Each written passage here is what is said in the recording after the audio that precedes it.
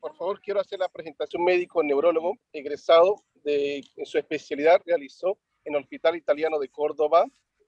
Posterior a ello hizo un fellow en neurología vascular en el Hospital Italiano de Buenos Aires. Actualmente, por motivos familiares, se encuentra en Cochabamba. Normalmente radica el colega en Córdoba, Argentina. Nos va a deleitar con una presentación sobre el manejo del estrés agudo y anticoagulación. Víctor Villarroel es un amigo, bienvenido. Puedes continuar, Víctor. Bueno, muchas gracias. También Víctor, bueno, nos conocimos en Buenos Aires con Víctor, la verdad, una bonita experiencia cuando él estuvo allá en el hospital italiano, pues ahí pudimos compartir mucho. Así que un gusto y muchas gracias por la invitación. Bueno, vamos a iniciar. Bueno, más que todo sin muchos conflictos de intereses. El ataque cerebral o el accidente cerebrovascular es muy frecuente en el mundo entero.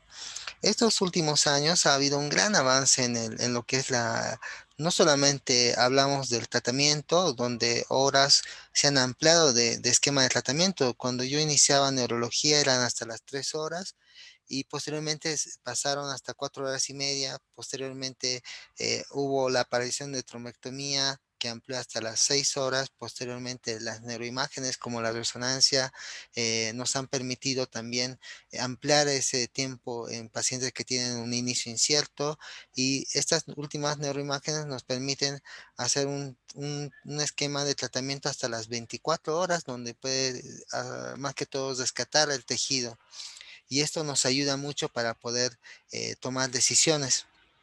Y no solamente eso, sino también se ha avanzado en lo que respecta al conocimiento de la fisiopatología del evento cerebrovascular y algunos otros mecanismos. Entonces hay muchas novedades que han aparecido estos últimos años y que es importante tenerlos en cuenta. En relación a la definición, varios nombres denominan a una misma enfermedad. En Brasil se conoce como derrame cerebral, en España como ictus, en nuestro medio como embolia, ataque cerebral, son términos que utilizamos. El accidente cerebrovascular es un término por ahí, el tema de accidente ha sido cuestionado. Muchos prefieren llamarlo como enfermedad cerebrovascular y en el habla inglesa pues se denomina como stroke, que domina golpe, que son episodios súbitos que aparecen de un momento a otro. En lo que es la definición específica, se consideraba hasta muchos años pues, que el evento cerebrovascular era una alteración que era mayor a las 24 horas y que generaba una muerte celular, originada por un origen vascular.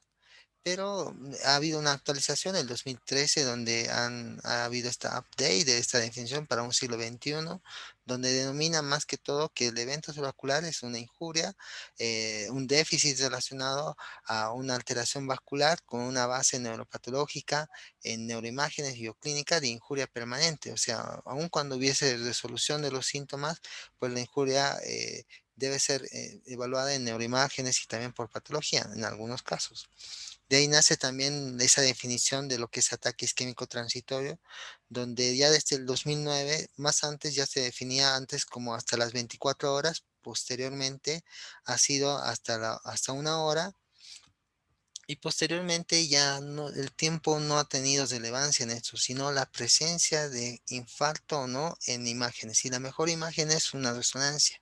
No todos accedemos a una resonancia, por supuesto, pero tiene que haber una resolución y esa es la definición que se toma hasta ahora de AIT, ¿no?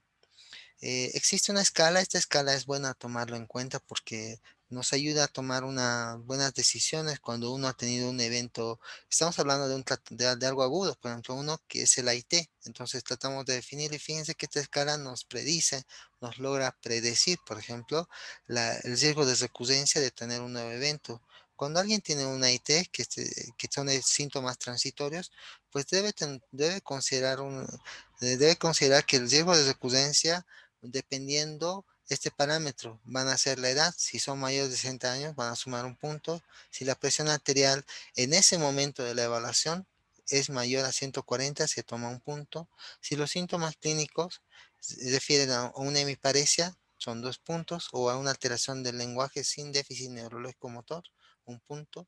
Si la duración es más de 60, esto por ahí algunos han cuestionado, pero ayuda mucho porque más posibilidades de que el déficit sea permanente, es más posible que sea un evento vascular, pero la imagen define. De más de una hora es 2 puntos, si es menos de una hora, un punto, y la presencia de diabetes. Estos parámetros, si se dan cuenta, no necesitamos más que tener un tensiómetro, revisar bien y preguntar y saber bien los síntomas y la duración.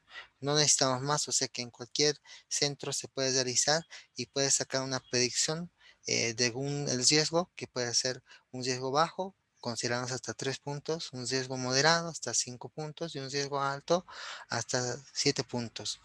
En este contexto, pues en los que son categorizados como riesgo alto son una indicación para colocar, por ejemplo, doble integración y estatinas a altas dosis. Es la recomendación, pero hay estudios que también han mostrado, por ejemplo, que los de riesgo moderado podrían ser categorizados en otra forma. ¿Cuál es el impacto de la enfermedad cerebrovascular? Ahora hablando de la CB, eso es lo que hablamos de la IT. Es importante hacer una evaluación fisiopatológica rápida y un tratamiento también lo más antes posible. La evaluación fisiopatológica va en la prevención, en que no vuelva a tener otro evento. Y ahora nos vamos a centrar en lo que son los pacientes que tienen evento. El impacto en salud, pues segunda causa de muerte en muchos países, no en todo el mundo, porque esto ha variado también, pero sí sigue siendo la primera causa de discapacidad permanente. No hay datos estadísticos categóricos en Bolivia, es algo que tenemos que trabajar en conjunto, no solamente neurólogos, sino también todos los que están involucrados en la atención de la enfermedad cerebrovascular. Hablamos de terapia intensiva, de medicina interna, de emergencias, que en conjunto deberíamos realizar un registro que nos pueda dar un panorama real. Muchos conocen, saben, pero no está descrito. En Argentina aproximadamente se producían 126.000 casos por año. Esto tiene relación con un estudio que es un registro que se realizó, que es el estudio Renacer. Y se tomaba en cuenta que posiblemente un ataque cerebral en Argentina se producía cada 4 minutos, ¿no?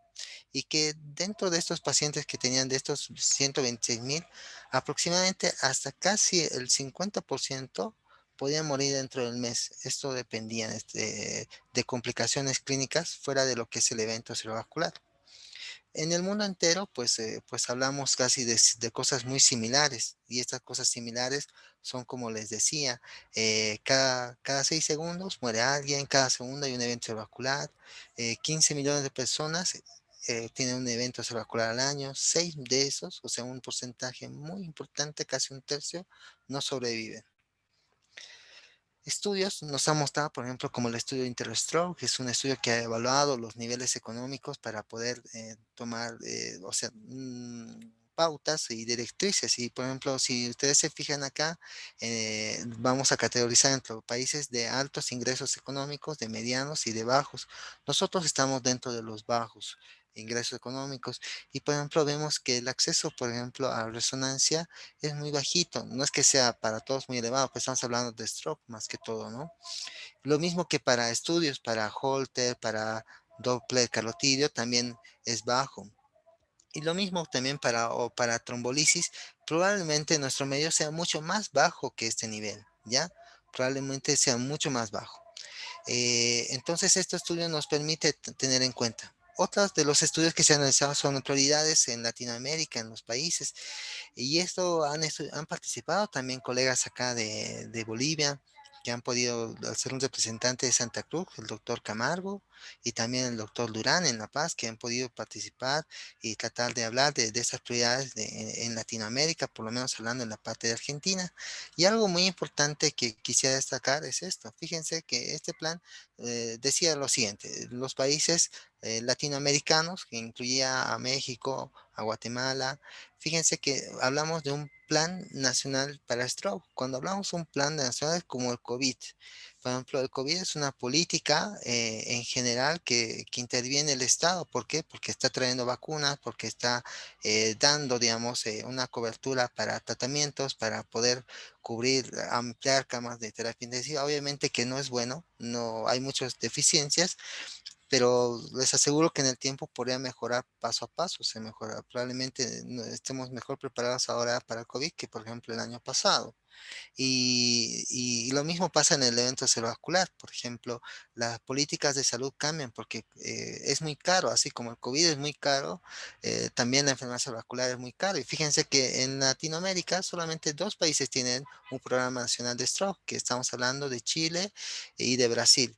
Entonces ellos tienen más acceso probablemente no solamente a un tratamiento agudo, sino también a una rehabilitación, a una evaluación fisiopatológica, el acceso, digamos, en un tratamiento integral. Entonces, eso es bien fundamental porque no solamente tratar a una enfermedad cerebrovascular agudo o una unidad de stroke se refiere a hacer tratamiento con trombolíticos o trombectomía, sino también tiene mucha implicancia hacer una buena evaluación, disminuir complicaciones médicas asociadas, porque como les mostraba antes, el riesgo de producir de morir llega hasta casi un 40% en muchas de las series. ¿Ya?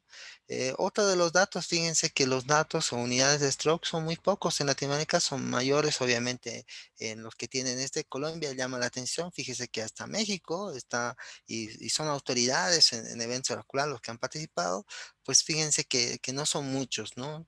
O probablemente sea mucho más ahora, pero en Bolivia, por ejemplo, no, en algunos hospitales privados se pueden realizar, pero no está cuantificado cuáles o cuántos pueden ser. Yo sé que lo realizan, por ejemplo, uno de los pioneros en la clínica INCOR en Santa Cruz, así como hay otros lugares que han tratado de realizar, porque nosotros no estamos en competencia, sino lo que queremos es brindar una atención adecuada y en esto tenemos que unirnos y hacer este tipo de charlas, pues nos ayuda mucho más. Entonces hablamos tanto de trombolisis como trombectomía y lo mismo. Y el acceso mayor obviamente va a ser más que todo en hospitales en los que tienen el programa nacional, tanto públicos y privados, porque si no, en los públicos baja mucho. Y el acceso a rehabilitación, por ejemplo, en algunos estarán disponibles y en algunos otros pues no hay datos, entonces ese acceso es pobre. Y esto obviamente vemos en la mayoría son pocos en Latinoamérica. Entonces nuestra realidad es muy bajita, y es una realidad que tenemos que cambiar y mejorar y la única forma es entrenarnos. Esto es en las consecuencias, mortalidad, como hemos hablado, incapacidad funcional, que es discapacidad, recurrencia, que puede volver a tener otro evento cerebrovascular, que tenga demencias, porque también la enfermedad cerebrovascular causa la segunda causa de demencia. Factores de riesgo, van a haber factores que llamamos y que están dentro de lo que es la enfermedad subclínica, donde no tienen síntomas, va a tener que ver con la edad, el sexo, lípidos, hipertensión, obesidad, inactividad, fumar, dietas. Y esto obviamente va a generar un tipo de alteración como es hipertrofia del ventrículo, enfermedad coronaria, estenosis carotidia, inflamación, disfunción endotelial, o lesiones de pequeño vaso. Y posteriormente se va a manifestar con eventos cerebrovascular, se va a manifestar con enfermedad vascular periférica, con angina e infarto de miocardio, con muerte súbita o fallo cardíaco. Entonces, todo esto tiene relación tanto como cerebro y corazón y viene muy de la mano.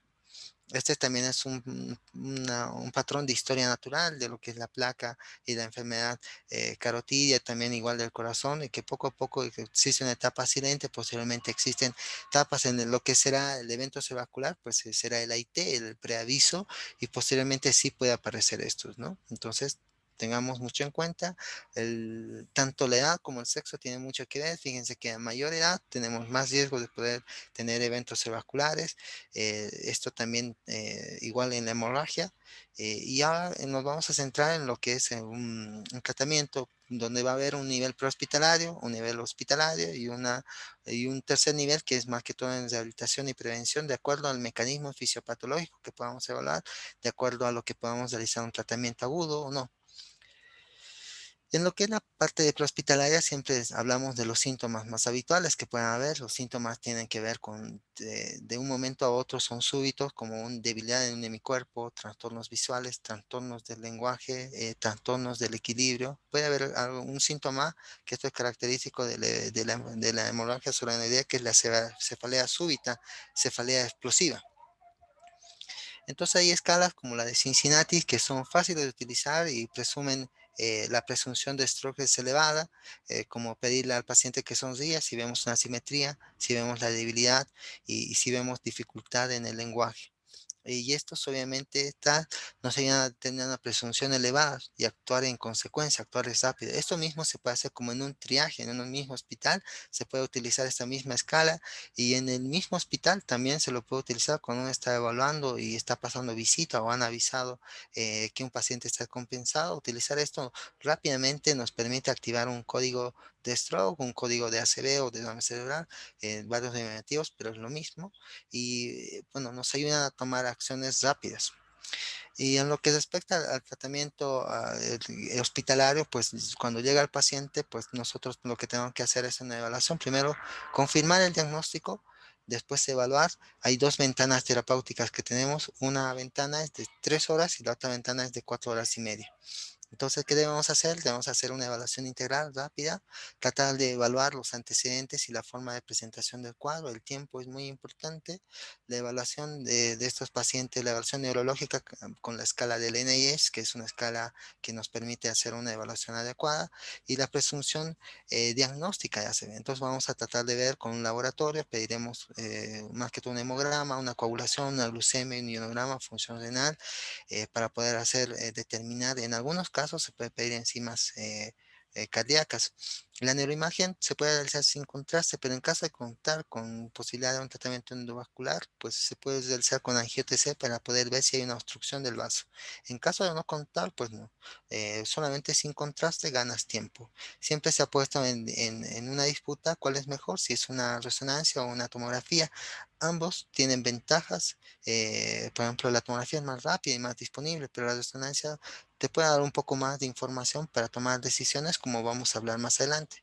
Un electrocardiograma y radiografía. Si nosotros estamos contra el tiempo, después lo podemos realizar, no tenemos que apurarnos, no tiene que retrasar esto. El laboratorio sí es mandatorio porque si, por ejemplo, tenemos plaquetas bajas o, por ejemplo, un INR alterado o tenemos otra situación, por ejemplo, que no sea un evento cerebrovascular, por ejemplo, que sea una hipoglucemia o una hiponatremia, pues en ese caso el paciente sale de protocolo, entonces es muy necesario. Pero el electrocardiograma de radiografía podemos incluso esperar, ¿ya?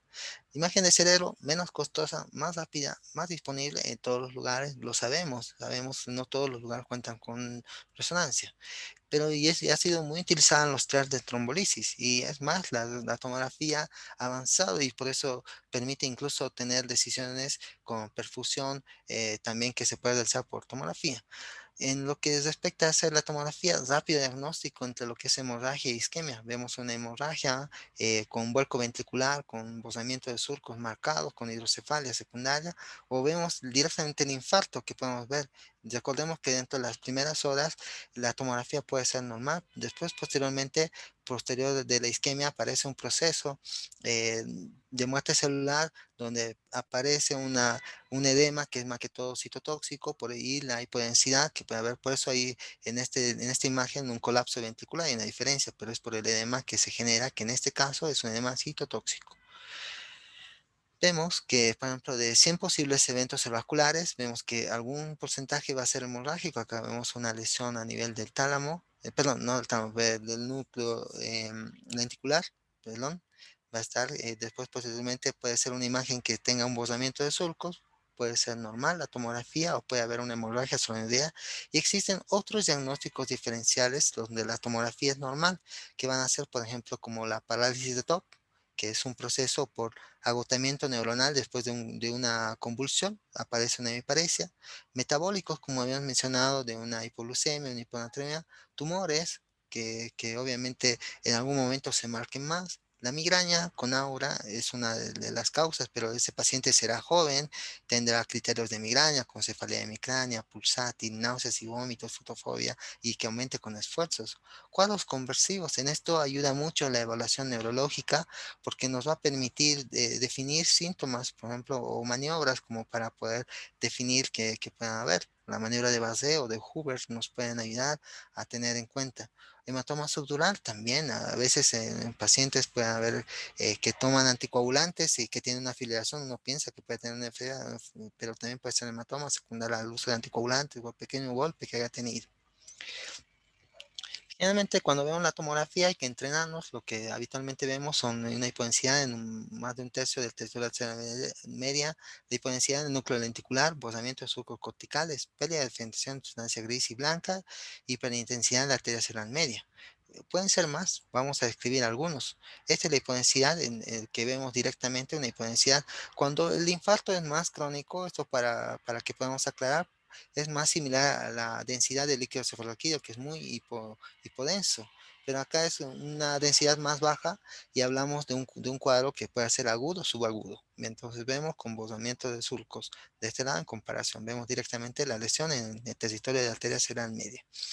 O podemos ver la hipodensidad del núcleo lenticular, que tratamos de, en comparación a esto, a veces hay que utilizar la escala de grises en la tomografía como para verlo bien. Esto sí en la consola tenemos que tratar de ver. Lo mismo de los ganglios de la base, que es muy similar al anterior. Lo que sí hay que correlacionar es que el infarto, los síntomas sean de este mismo lado, o sea, para poder hacer una buena correlación. En este caso, como será del lado derecho, pues tendremos una hemiparesia o un trastorno, por ejemplo, de negligencia, si es cortical, tendremos pues, desviación de la mirada, tendremos un predominio más del brazo. Hay una semiología vascular que es muy importante determinar para poder también orientar eso. Lo mismo que el bosamiento de surcos, vemos en comparación al hemisferio derecho, el hemisferio izquierdo está bosado, lo que habla de un evento a ese nivel. Acá no se nota tan bien, pero hay una pérdida de diferencia entre sustancia gris y sustancia blanca. Ambos se deben al edema que se empieza a iniciar. Puede ser normal, como les decía también, y puede tardar en aparecer la imagen. Y este es, digamos, el signo de la cuerda o hiperintensidad de la arteria cerebral media. Esto habla que el coágulo esté acá. Muy posiblemente este infarto sea grande. Posteriormente, en un control tomográfico, vemos que hay un infarto córtico subcortical importante con edema, con cierto colapso ventricular y pareciera de la línea media. Entonces, estos son infartos que hay que tomar en cuenta. Y este paciente, por ejemplo, si nos llega a dar, sabemos que es un infarto grande. Tal vez este paciente, si hubiese la posibilidad de hacer una angiotomografía y posteriormente una trombectomía, se pueda beneficiar mucho más. Lo mismo que puede haber de la carótida interna, también de la cerebral posterior, generalmente el coágulo suele estar a ese nivel, entonces por eso se mantiene, disminuye el flujo y por eso aparece la hiperdensidad. Una escala que nos ayuda tomográfica es el ASPECT, donde se evalúa dos cortes, un corte a nivel de los ventrículos y uno a nivel de los ganglios de la base. Estos nos van a permitir evaluar en 10 puntos, tomando desde abajo, a nivel cortical vamos a llamar como M's hasta M6 y a nivel, digamos, de los ganglios vamos a contar 4 más. De estos 4, uno si tiene una tomografía normal es 10 sobre 10 y por cada hipodensidad que aparezca vas descontando un punto. No te contraindica realizar trombolisis, pero te dice que puedas tener más, no puedas tener el mismo beneficio si tu aspect es menor a 7 o que tengas riesgo de sangrado. Entonces hay que tomar en cuenta esa situación. La resonancia es más sensible que la tomografía, sí. Por ejemplo, acá vemos una tomografía sin lesiones y acá podemos ver una imagen hiper intensa en FLED donde habla, pero generalmente cuando aparece en FLED ya estamos hablando que ya ha pasado más de 6 horas de lo que inició el infarto. Pero la difusión es muy sensible a esto, es muy sensible, entonces nos permite dentro de los primeros minutos aparecer y que aparezca la lesión y con eso tener en cuenta. Nos ayuda a diferenciar también las lesiones agudas de otras lesiones que son crónicas, también la resonancia con difusión. Y algo que se ha marcado mucho ahora es lo que es el mismatch y también la perfusión, difusión, donde nos ayudan a ver, fíjense que acá estamos la lesión con la difusión, a esto vamos a llamar el core y posteriormente va a estar la penumbra, que es el área potencialmente que se pueda dañar. Entonces, si nosotros vemos esta diferencia, este desajuste que existe, por supuesto que tratamos de decir que el paciente potencialmente puede generar más lesión en esa zona de penumbra, de persistir el infarto. Entonces, esto ha motivado a hacer estos estudios que hoy nos permiten ampliar esta ventana. Imagínense cómo ampliar. Yo me acuerdo que, por ejemplo, el 2007, cuando veía un paciente que tuvo un evento cerebrovascular postoperado de bypass, tenía una fibrilación auricular, tuvo un evento en nuestra cara, en nuestros rostros, era el 2007 y solamente se podía trombolizar hasta esa época. No podíamos trombolizar por la cirugía reciente y no se puede hacer trombectomía. Hoy ese paciente se hubiera iniciado una trombectomía a pesar de que tenga contraindicaciones para trombolisis, trombectomía se podría hacer y podría salvar. Ese paciente falleció, por ejemplo, porque hizo un infarto completo con infarto maligno. Hay algunas consideraciones a tomar, por ejemplo, lo que llamamos stroke mimic. Stroke mimic es como falso stroke, por ejemplo, va a ser como ese parálisis de todo, esa migraña con aura, ese hematoma subdural, ese tumor, lo que hablamos anteriormente, síncope también, o ataques de pánico, hipoglucemia, o alguna enfermedad desminizante que no sea un evento vascular, pacientes muy jóvenes que tengamos en cuenta, ¿no?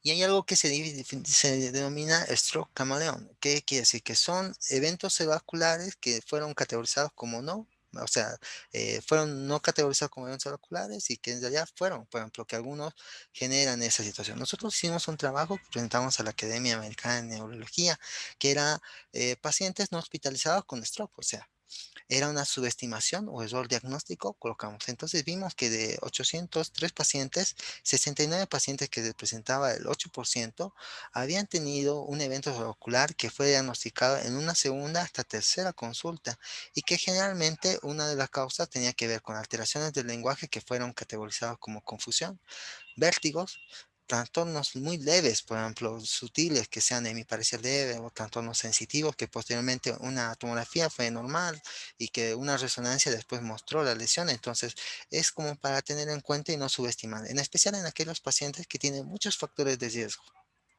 cuando exista duda. Bueno, eso en la microcirculación que han presentado otros lados que también tiene que ver con lesiones silentes. Ahora, ¿cuán agudo debe ser un tratamiento para considerar cuál? Dentro de las 24 horas es lo que mencionamos agudo. Entonces, ¿qué es este tratamiento agudo? Que permita primero restaurar el flujo sanguíneo cerebral. Dos, reducir la progresión eventual del daño, que es lo que hablamos de la penumbra, por ejemplo, o disminuir también la progresión con medidas, por ejemplo, estas medidas van a ser, por ejemplo, antipiréticos, antihipertensivos, antihipoglucemiantes, y evitar recurrencia. La recurrencia, inicialmente utilizamos aspirina. En algunas situaciones, cuando es una IT, podemos anticoagular después del día 1. Entonces, ¿cómo vamos a hacer? Uno, tratamiento farmacológico a través de trombolíticos y tratamiento no farmacológico como trombectomía. Podemos utilizar neuroprotectores, antiedema, antihipertensivos, como mencionaba, para reducir eventualmente la progresión de daños, o podemos utilizar algunos otros tratamientos como la hipotermia o cranectomía que se puedan utilizar. Y la evitar recurrencia podemos utilizarlo, como les decía, antiagregante, anticoagulante, y en algunas situaciones hay que utilizar cirugías como la endarterectomía, en especial cuando hay estenosis carótida, que no es muy frecuente en nuestro medio. En relación a la trombolisis puede ser combinada, única o combinada. Y el objetivo es disminuir una lesión cerebral que pueda disminuir en el tiempo y mejorar, disminuir la discapacidad. A que pase esto, que obviamente progrese y sea aún mayor la lesión cerebral que se produzca. Se ha hecho unas guías que habíamos sacado en el 2012. Esto lo trabajamos con el grupo de enfermedades cerebrovasculares para poder sacar una guía práctica de RTPA. Y posteriormente actualizamos esta guía y esta guía ya lo quisimos hacer y con mucha participación de otras sociedades que tengan que ver. Siete sociedades han participado, no solamente la de neurología, sino también la de radiología, de terapia intensiva, la de cardiología, la de geriatría, de neurointervencionismo. ¿Por qué? Porque necesitamos unificar cuál era el objetivo de no solamente la guía, sino de la confección que nos llevó 2 años realizarlo, sino que el objetivo es tratar de hacer similar a Chile y a Brasil, generar un plan nacional y que la política tenga que intervenir. Esto obviamente no es tan fácil, es difícil, pero una de las primeras situaciones es conocer la realidad. Dos, que esté disponible para todos. en relación a lo que realmente es el lugar, ¿no? Conocer bien las características y saber y buscar. Guías internacionales nos ayudan, hay guía europea, guía americana, que se actualizan también y nos permiten nuevas pautas en general, ¿no?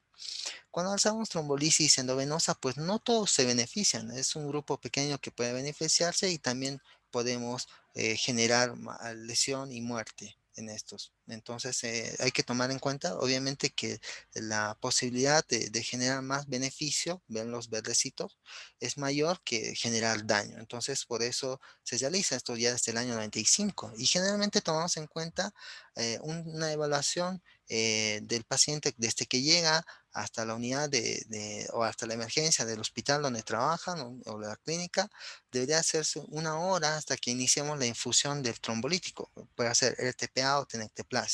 Y en esto contamos minutos, aunque hay que prepararnos y auditar, hay que hacer una evaluación principal en la emergencia, posteriormente con el equipo de ACB que incluye al neurólogo, después la tomografía hasta los 25 minutos, igual la interpretación de laboratorios y todo lo demás para hacer el laboratorio inicialmente al inicio. Y posteriormente, como les he dicho, no tiene que disminuir el tiempo o retrasar el uso, por ejemplo, de hacer un electrocardiograma o de ir a hacer la radiografía, no. Háganle primero los trombolíticos y después le hacen la radiografía, exceptuando que piensen que obviamente existe, por ejemplo, una coartación de aorta, existe otra situación compleja, ¿no? Los laboratorios que debemos pedir, que más anteriormente lo habíamos hablado y mencionado, en algunos casos punción lumbar, en el caso de sospecha de hemorragia idea es necesario hacerlo cuando existe. Y el electroencefalograma, en algunos casos, cuando hay la sospecha de crisis epiléptica, hay que realizar, ¿ya? Y en algunas personas jóvenes hasta test de embarazo. Esta evaluación debe ser realizada dentro de los 60 minutos y bueno, la idea de esto obviamente es ganar tiempo y hacer un entrenamiento. Entonces, hay varias instituciones, una de esas es la Organización Mundial de Stroke, que a través de un programa de Behringer, que es un laboratorio, ha provisto un programa que es Angel. Esto ha premiado a aquellas instituciones que han mostrado, tratan de mejorar sus tiempos, está bueno eso porque están dando mucha prioridad y es lo que también nosotros deberíamos hacer acá. El uso de la escala de NIS es importante y obviamente hacer los test que habíamos mencionado para iniciar el tratamiento. Tiempo de cerebro, sí, hay una descripción. eh, donde mencionan más que todo que por cada minuto que pasa mueren 1.9 millones de neuronas. Más o menos 2 millones pueden morir por cada minuto que pasa. Entonces nos tenemos que apresurar, no porque el paciente llegue temprano, tenemos más tiempo, sino tenemos que tratar de hacerlo lo más rápido posible. Y mientras más rápido hagamos un tratamiento, pasar la medicación no es difícil, hay que controlar. Lo que más difícil es tener el criterio para hacerlo, porque con el criterio tú ¿qué aseguras? Que tengas menos sangrados, que tengas más beneficios. Entonces hay que ser muy criterioso para poder hacer y no tampoco hacer salirse de guías. Cuando un centro tiene mucha experiencia, pues puede salir de guías, pero algunos centros deberían marcarse más en las guías. ¿Ya? La presión es muy importante porque si la presión es un mecanismo de perfusión. Uno tiene la injuria cerebral, entonces dice el cerebro dice, hay un coágulo, hay disminución en el flujo, entonces hay una hipertensión refleja. Entonces la hipertensión no es lo que produjo la ACV en la parte isquémica, hablo, ¿no? En la hemorrágica sí es una de las causas. Entonces, si para nosotros realizar el tratamiento hay que bajar. Si está más de 185, 110, la betalol es una opción. Después tenemos otra opción, es la principal, la betalol. Si este no responde a 2 infusiones de levotiroxestrel, por lo menos repetir en 10 minutos, pues hay que sacarlo del protocolo porque ese paciente no va a ir bien. Pero si responde y después administras, por ejemplo, RTPA, pues puedes llegar incluso a una infusión continua de labetalol. Desde el año 95 ya ha sido autorizado el uso de trombolíticos en stroke perdón, con el RTPA, mostrando el beneficio. El beneficio viene en todo, se viene en escalas, en la escala de Linnaeus, que es la escala de Stroke, en la escala de Bartel, de Sankey modificado, de Glago, en todo hay un beneficio que es significativo. Y estos resultados pues, pues son de esta forma, ¿no? Los resultados que ha habido. Y posteriormente se ha modificado. El 2008, como les decía, se ha ampliado esta ventana y hay algunas consideraciones. Por ejemplo, aquellos pacientes mayores de 80 años, aquellos pacientes que tienen antecedentes de stroke, aquellos pacientes que, por ejemplo, están anticoagulados, ya esos no ingresan en esa ventana. Y se comparando, seleccionando grupos, pues han visto que no había tanta diferencia entre lo que es 3 horas y 4 horas y media. Entonces había un beneficio que era aceptable y que ha permitido modificar. Esto a veces los criterios a veces es bueno tenerlo en un checklist. Por eso cuando hicimos la primera guía del 2012, nuestro objetivo era hacer un checklist y que después, bueno, obviamente se actualice rápidamente en el transcurso de varios años, dependiendo de la nueva evidencia que pueda haber. Ayuda mucho. Tener un checklist hospitalario es bueno, porque no todos los que manejan, por ejemplo, en emergencias se va a acordar de todo, manejan muchas otras cosas, manejan neumonías, manejan infecciones, o varios scores. Entonces, tener un checklist puede ayudar, ¿no? Y como les decía, estas son algunas de las contraindicaciones para realizar en los que son la segunda ventana de 3 horas a 4 horas y media. En algunas consideraciones, ¿cuáles son las consideraciones? Aquellos que tienen un déficit considerable. ¿Qué quiere decir? Que tengan una himenopsia. Por ejemplo, imagínense ustedes médicos que tengan una fascia severa, van a sumar una escala de nariz bajita, sin déficit motor. Entonces, ese paciente, por ejemplo, nosotros no podíamos trabajar si no pudiéramos hablar. Debería considerarse trombolisis en esos casos. O, por ejemplo, algún cirujano que tenga una debilidad importante en el brazo también podría considerar. Entonces, esto dependiendo del contexto para definir, no te lo dice trata a todos, sino elige, define por el déficit severo.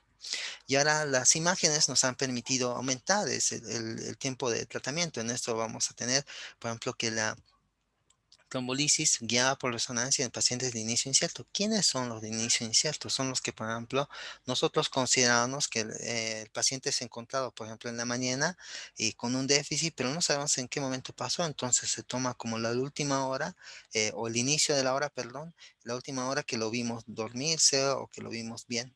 Entonces, en esos casos se puede realizar la resonancia y con el FLEP para poder definir y realizar trombolisis, ¿ya? La escala de Naes es muy importante para entrenarse porque esto nos permite definir no solamente clasificar lo que es el stroke en leve, moderado, severo o stroke minor, sino también para tomar decisiones. ¿Ya? ¿Hay que trombolizar a todos? Sí. ¿Hasta 4 horas y media? Sí. Pero hay trombectomía. Y también hay más basado, como les decía, basado, digamos, en el inicio incierto, y estas imágenes nos pueden ayudar a seleccionar más pacientes. Pero para esto necesitamos más tecnología y necesitamos entrenamiento. No solamente entrenamiento en los pacientes, en los médicos que se conocen, sino también en las neuroimágenes que tienen que hacer, que tenemos que entrenarnos en todos los niveles. Esta es la escala de NAES, son 11 puntos los que se toma. Se toma esto para la evaluación del lenguaje y vemos, por ejemplo, hay un curso de entrenamiento que les voy a pasar el enlace para que puedan hacer un entrenamiento. Es una certificación a nivel internacional, hay tanto en inglés como en español. La evaluación generalmente se hace hasta los 7 minutos, puede ser acá, tomando pausas, todo. Va a haber niveles de conciencia y vamos a evaluar tanto lo que es el estado de conciencia, comandos, la parte motora, visual. Estamos viendo acá, por ejemplo, un bosamiento subconsciente. No vemos como una alteración a nivel ocular. Vemos la parte motora, por ejemplo, de ese brazo está bien y de este brazo, por ejemplo, vemos que tiene una apariencia importante. Tratamos de pedirle que levante para ver si vence gravedad. Esto también hay scores que nos permiten a través de los dispositivos celulares bajar y poder tomarlo en cuenta. Y el entrenamiento es importante. Por ejemplo, en el hospital donde estaba, pedían un entrenamiento que certifiquemos para poder hacerlo. Igual acá la pierna, por ejemplo, la pierna izquierda lo levanta muy bien, pero la pierna derecha vamos a ver si lo levanta y tiene un déficit, pero una parecia, pero logra levantar y vencer gravedad, por ejemplo. Entonces grabamos ahí como una parecia no tan severa, ¿no? De ese lado. Entonces tratamos de ver cómo seguimos avanzando, la lectura, la parte sensitiva para ver si siente bien o no. Acá comparado, de este lado siente bien, coloco el audio, siente, pero tiene una hipoestesia, ¿no? Entonces con eso podemos graduar bien. Entonces, esta es la forma de evaluar. Hay que hacer un entrenamiento, ¿no? Para poder realizar. Y hay varios tipos de entrenamiento en esta situación con la escala de Nedes. Por ejemplo, acá vamos a presentar, tiene varios videos que permiten, este paciente, por ejemplo, tiene una alteración en fosa posterior, por ejemplo, para hacer la evaluación. Por ejemplo, acá en la mirada, cierra bien los ojos para ver si hay una asimetría facial o no. Igual el tema de los brazos, tratamos de ver. Tiene que ser 10 segundos en miembros superiores y 5 segundos en miembros inferiores, o tendremos casos, algunos casos. Por ejemplo, nosotros les presentamos este caso que lo habían conversado con el doctor Del Carpio, que trabaja allá en Santa Cruz, por ejemplo. Es una mujer de 74 años, hipertensa, tiene un cáncer de mama, libre de enfermedad, fue operada, inicio a las 20 horas, evaluar a los 40 minutos. Nosotros demoramos más siempre, digamos la verdad, porque nosotros tenemos que mejorar. Nosotros nos demoramos y tenemos que después buscar en qué nos hemos demorado para tratar de mejorar y brindar una mejor atención. En este caso, por ejemplo, este paciente tenía lateralización con una fascia y una hemiparesia importante, pero lograba comprender una fascia más que todo motora. Tenía hemianopsia por maniobras de amenaza cuando no te pueden colaborar o cuando tengan afasia. Tratamos de pasar el video. El brazo lo levantaba bien, colaboraba. Tratamos de decirle que levante el otro brazo, tratamos de insistir y caía el brazo, caía el brazo. eh, y hicimos la tomografía, de 10 sobre 10, de 9 sobre 10, perdón, y tenía una paresia. La paresia en el brazo era mayor que en la pierna era un poquito más y tratamos de insistir para ver si teníamos algún resultado o algo por el estilo. La pierna levantamos, la pierna del lado izquierdo estaba bien, ella colaboraba, esta paciente colaboraba y la otra pierna lograba levantar pero caía rápidamente, ¿no? Entonces, posteriormente del tratamiento, ya vimos mejoría. No es en todos los pacientes, a veces la mejoría va variando. Ahí ya podía levantar, le pedíamos, insistíamos que logre levantar. eh, y después levantaba. Había una mejoría después de la trombolisis y posteriormente a las 48 horas pues ya veíamos una paciente que estaba bastante bien, ya después retiramos la sonda, fíjense que la paresia era muy leve y bueno, en la pierna también lo mismo, nos pasó que ya lograba mantener. Entonces ayuda, la trombolisis ayuda igual que la trombectomía. Por ejemplo, nosotros comparábamos en un trombolizado y en otro no trombolizado. Fíjense, hicimos el tratamiento, 17 días de internación, se fue con una escala, un déficit muy leve de una hemiparesia derecha, y otro mismo paciente, 67 años, su puntuación en la escala del NS era de menos de 17 puntos, y ya habían pasado 6 horas, trajeron tarde, 27 días de internación, neumonía hospitalaria, dependencia total. Entonces, esas son las comparaciones que podemos tener entre pacientes que se pueden trombolizar y que no, y que pueden incluso morir. Trabajo en equipo fundamental. Datos importantes con el RTPA, igual que también con el TPLACE, entonces hay que hacerlo por una vía única. Se pasa el 10% en bolo y el restante en una hora en una bomba de infusión. La dosis máxima es de 90 y generalmente se saca, conserva el frío. Posteriormente, el uso de tenecteplase, que es más común en nuestro medio, ayuda para hacer porque es muy caro, no conseguimos tenecteplase, perdón, RTPA acá. Así que el uso de tenecteplase está aprobado y hay estudios que corroboran esa situación y que no han visto que exista, digamos, que sea muy inferior a la arteplasa. Es más, se puede utilizar y es más fácil de utilizarlo. La dosis que se utiliza es de 0,25. En algunos casos se han utilizado hasta 0,4, incluso en stroke moderado y severo. ¿Ya? El uso de tomografía, que es bien importante, cuando se ha hablado del aspect, y los criterios para poder hacer en algunos se basa en el área de penumbra, para poder ver lo que habíamos hablado anteriormente, ¿no? En la fisiopatología y también por perfusión por TC, que se puede realizar y hacer una buena evaluación fisiopatológica, cómo han mejorado las imágenes y nos permite tener con mucha propiedad, por ejemplo, tratar de ver ya sea acá la flecha se bajó, pero acá tiene, por ejemplo, una alteración vascular y tenemos también lo mismo, una disminución del flujo. Y la trombectomía, que ha mejorado mucho desde el 2015, y hay una aprobación, desde muchos años antes se hacía, ya se intentaba con dispositivos endovasculares como el Mercy o Penumbra, pero sus tasas de recanalización no eran tan altas, eran unas tasas de 40 hasta 60%, incluso hasta 70%, hasta que aparecieron los stem retrievers, y estos han permitido tasas de recanalización hasta de un 90%. Es por eso que cuando hay una obstrucción, la indicación es una trombectomía y tiene una gran posibilidad de canalización, pero esto mucho depende de utilizar el dispositivo adecuado, uno, dos, de experiencia del que lo realiza, porque también necesitamos trabajar en equipo, se necesita esto. Bien, entonces se han ampliado estas ventanas. El grupo de investigación del Down han permitido clasificar entre las trombectomías se realiza hasta las 6 horas, pero más allá de esas 6 horas se puede realizar evaluando con las imágenes. Entre las imágenes, la tecnología nos ha permitido ampliar esa ventana. Esto no está disponible en todos los centros, es cierto, pero hay que hacerlo. Fíjense, desde el 2008 que ya ha salido esto. Y obviamente cuidados que hay que tener en cuenta para prevención secundaria, complicaciones y todo lo demás.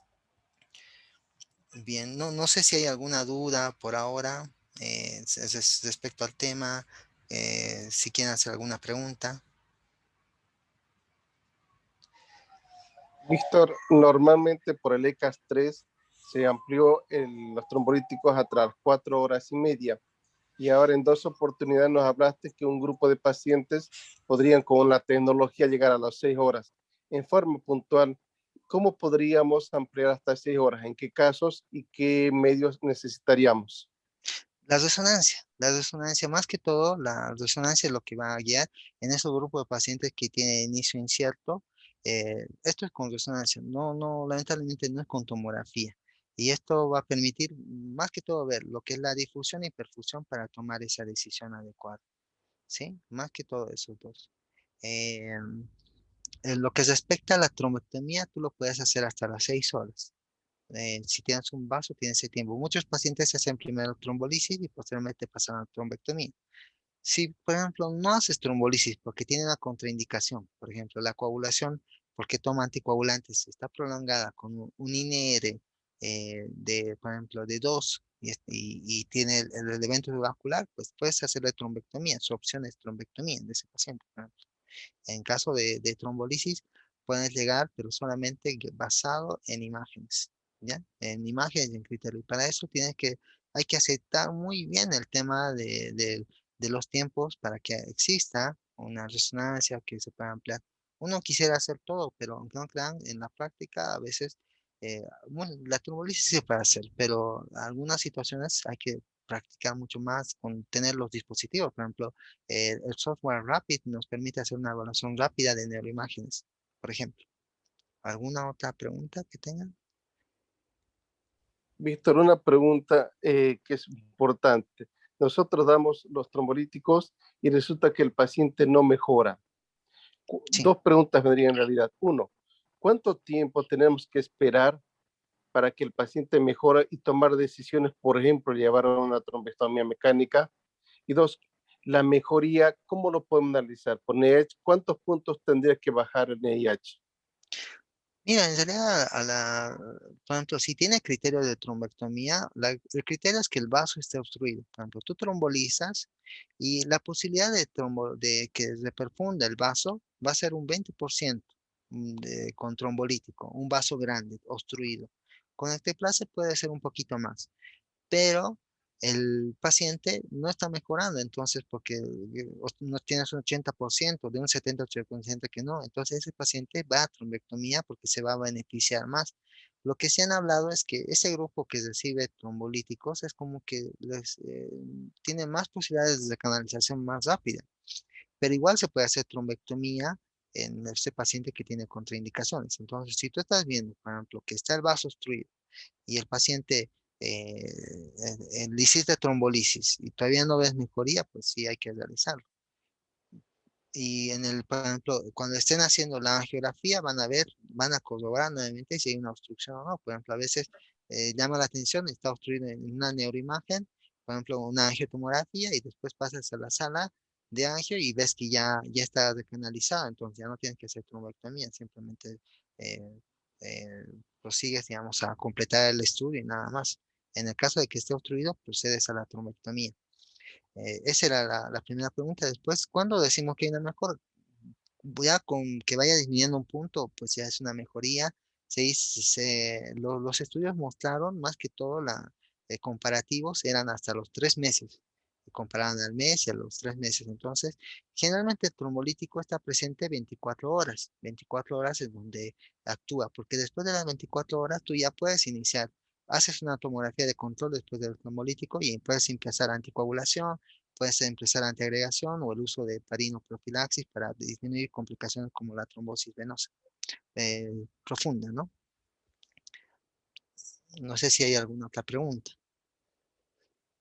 Hay preguntas en el chat que las voy a leer. Durante el embarazo, mira, yo vi una trombolisis de un paciente que sí está embarazado. Tienen, por ejemplo, una de las preocupaciones era generar daño. En puerperio vimos, por ejemplo, en puerperio. En embarazo, solo en alguna reunión dijeron que no había producido ninguna situación especial. Generalmente el embarazo cursa más con, por ejemplo, trombosis venosa, es una de las situaciones especiales. Otro es el puerperio, donde puede sangrar más. Entonces, y el otro es el síndrome de vasoconstricción cerebral que producen. Esas son situaciones, por ejemplo, en el embarazo. Pero así específicamente no tuve una experiencia. Sí, compartí con colegas y sí, un puerperio sí hubo, pero que no sangró mucho, no sangró mucho más. ¿Cuál sería el tratamiento inicial de atención si sospecho? Como les había dicho, por ejemplo, las escalas prehospitalarias nos ayudan. Por ejemplo, nosotros cuando estamos en una atención primaria, vemos que si el paciente está teniendo de manera súbita síntomas como debilidad en mi cuerpo, trastornos visuales del lenguaje, estas escalas de Cincinnati, Los Ángeles o FAS nos van a permitir presumir que tiene un evento vascular y actuar en consecuencia, como se menciona, actuar en consecuencia es derivarlo a un centro que pueda recibir el tratamiento. Como os he dicho, no estamos en competencia, pero deberíamos derivar donde realmente pueda recibir un tratamiento adecuado, ¿no? Esto no es selectivo ni es preferencia, sino es una buena práctica médica de hacerlo, donde si yo no lo hago por mi centro, a pesar de que yo sepa hacer, pues tengo que enviarlo donde lo realicen, no tengo que por qué limitarlo al paciente. Después, como médico campo, el tratamiento inicial más que todo es tomar la presión. Una glucemia es importante porque eso disponemos por ejemplo, y hacer el traslado. Por ejemplo, sabemos que la presión es refleja, no hay que bajarla, excepto que sea mayor a 220. En el caso de que no la vas a trombolizar, en el caso que lo vas a trombolizar, hasta 110. Pero yo recomiendo solo bajar si está mayor a 220 y definir la tomografía te va a dar el diagnóstico, la confirmación. No sé si hay alguna otra pregunta.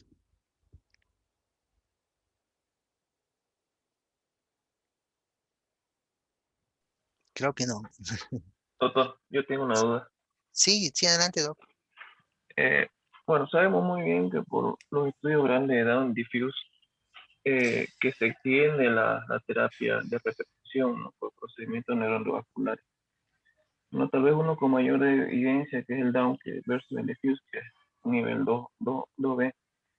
Pero Sí, dentro de esos criterios, la guía dice que tiene que cumplir estrictamente con las características que tenía esos pacientes, y que tenga un ranking modificado de 0,1, que tenga una edad mayor a 18 años, que tenga una sí, Y mayor a 6, un aspecto mayor a 6, 6 horas de evolución y que esté comprometido a la arteria cerebral media.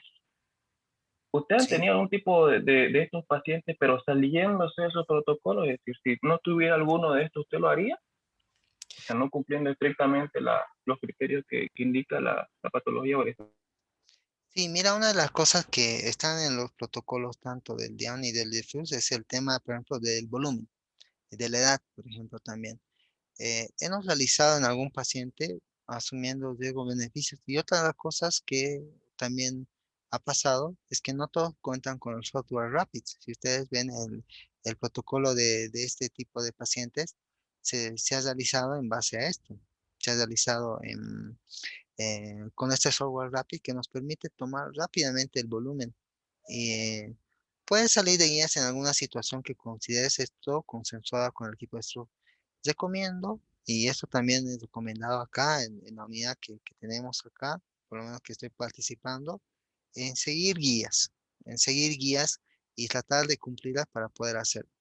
Algunas veces, por ejemplo, traumatismo, no tengo un paciente que tiene evento vascular y se golpeó la cabeza, fue un trauma leve, pero estaba, por ejemplo, había hecho un hematoma y lo trombolizamos igual porque cubrimos el hematoma, hicimos compresión para que no sangre, aumentó de volumen ese hematoma, pero no lo pudimos hacer, por ejemplo, salimos de guía. Las guías no es que son a rajatabla en algunas circunstancias, digamos, pero sí te orientan, es como un padre te diga, hace este es un camino adecuado. Y también para una situación médico-legal es mejor basarse en guías, porque tú si no te basas en guías, pues puedes tener muchas dificultades si hubiese alguna situación, una implicancia médico-legal. Es una implicancia, por ejemplo, cuando no hacemos trombolíticos, es mejor describir en la historia clínica que no se cuenta con o disponibilidad de trombolíticos, porque eso es importante asentarlo. A veces no lo asentamos y es importante igual hacer consentimientos informados, manejar un protocolo. Es importante tener protocolos institucionales y manejarse en guías. Eh, y en ese tipo de casos, sí, cuando hay mucha experiencia, puedes modificar, obviamente. ¿Alguna otra pregunta que tengan?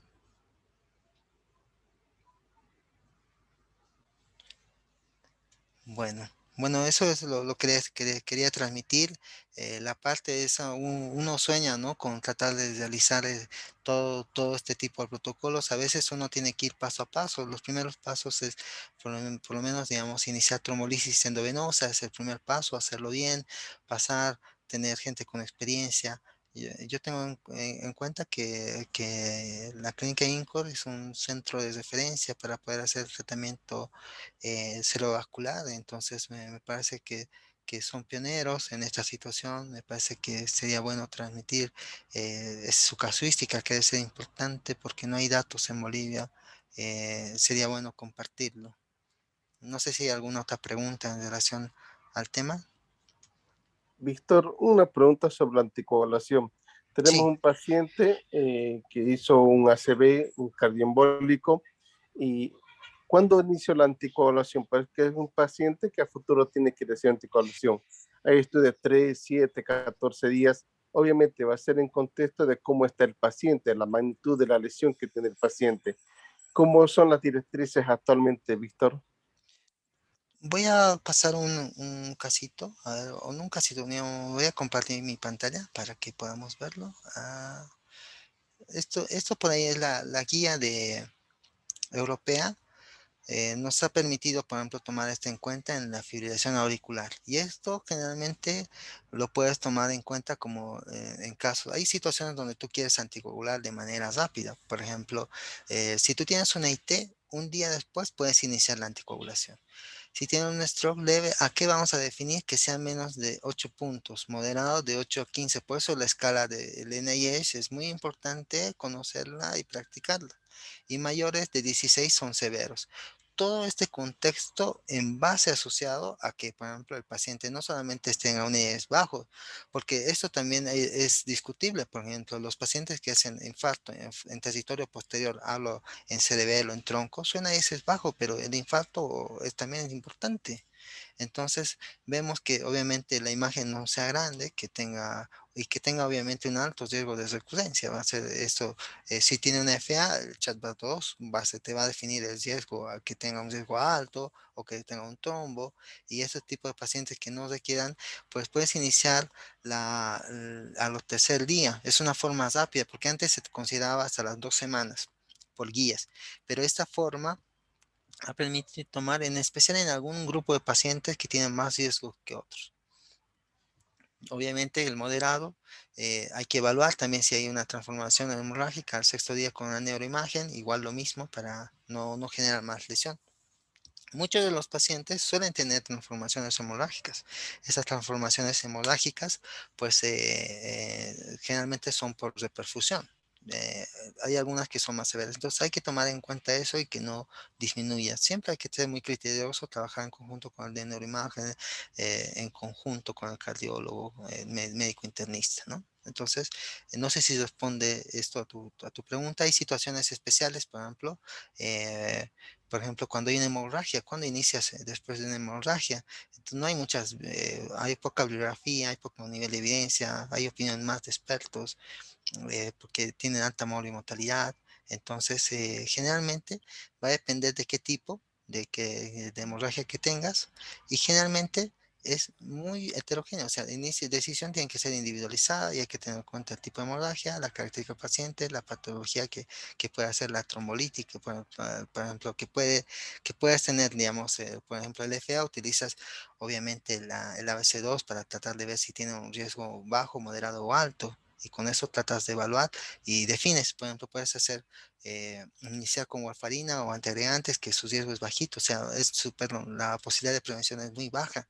O si es de la orejuela, por ejemplo, si no tienes posibilidad de anticoagular, puedes hacer un cierre de la orejuela, y eso también puede ayudar, por ejemplo, que puede hacer con un dispositivo, que es muy interesante. Entonces, se puede utilizar, por ejemplo, aquellos pacientes que tienen válvula. Tú quieres decir, tiene mucho riesgo tromboembólico, entonces tratemos de iniciar rápidamente. Entonces, vamos a tomar en cuenta estos parámetros para tomar decisiones. Igual también después de una hemorragia o de una trombosis, esta es una de las situaciones donde la trombosis, donde tienes hemorragia y, por ejemplo, puedes anticoagular sin miedo, aunque tenga hemorragia, porque te va a disminuir la posibilidad. ¿Ya? Entonces, siempre hay que tomar en cuenta estas consideraciones, por ejemplo, de alto riesgo cuando tú vas a utilizar nuevamente anticoagulación en pacientes neurológicos, por ejemplo, la aparición de microsangrados, o asociados a la angiopatía amiloidea pueden ser presentes. ¿Bien? Entonces, siempre hay que ver, hay que tratar de evaluar el caso, ser individualizado y tratar de ver bien. Y generalmente cuando lo hacemos de inmediato, no esperamos en la evolución. Por ejemplo, trombosis. Cuando iniciamos lo más antes posible, del día 7 a 14, hay que hacer una neuroimagen de control previo, tomando una decisión, y hay que esperar. Por ejemplo, entonces siempre espera 7 días por lo menos, pero en este caso de válvulas, que tengas un trombo, que tengas coagulopatía severa de alto riesgo. En ese caso, espera este tiempo.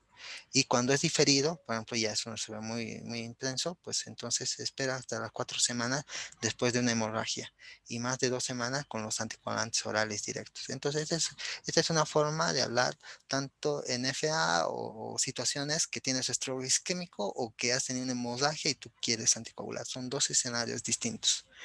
No sé si contesta tu pregunta, Víctor. Víctor, muchísimas gracias. Es un colega y amigo. Gracias a todos los presentes por estar en esta cruzada científica. Víctor, reiterarte mis agradecimientos y la estadía que me diste también en Buenos Aires. A todos, muy buenos días. Tengan un buen fin de semana.